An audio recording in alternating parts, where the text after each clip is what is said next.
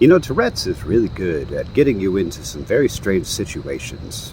And I have been homeless for the past 4 years, up until fairly recently, where I stayed at like a residential care facility as I fixed my health, because I was basically almost dead. I was like literally coughing up blood and had a lung abscess that nearly killed me. And I'm 6'1", and I was 150 pounds. Like, I had literally almost just died.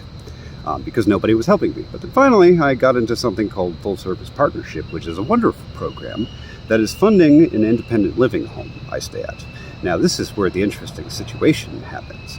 So, if I don't really have the kind of Tourette's where I shout curse words all the time. That only really happens if I am scared or really, really mad, like someone has pushed me to the point where I have just lost my temper. Then I will start throwing every single insult you have ever heard at someone, and I will call them every name in the book, and there is nothing I can do to stop it, because I am just scared and panicking and yelling.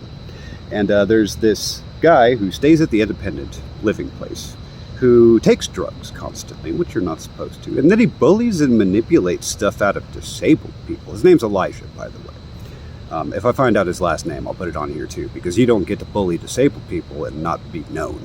But yeah, all I did was I bought him a pack of cigarettes, because he gave me a couple.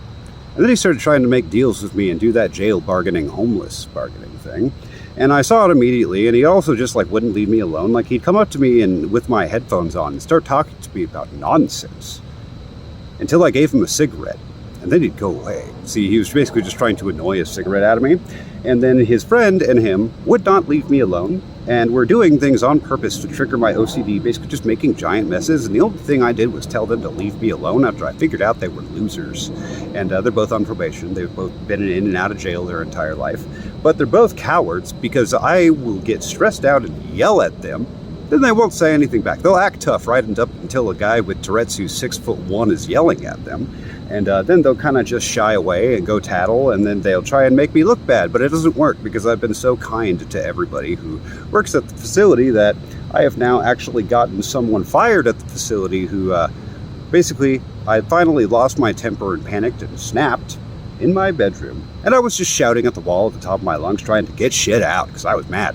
And then a security guard came down. And he wouldn't leave me alone. And I didn't even yell at him at first. I was just like, I had Tourette's. Could you please go away? I can't stop talking. Please, just go, go, go. And he wouldn't. He just stared right at me. He was just like...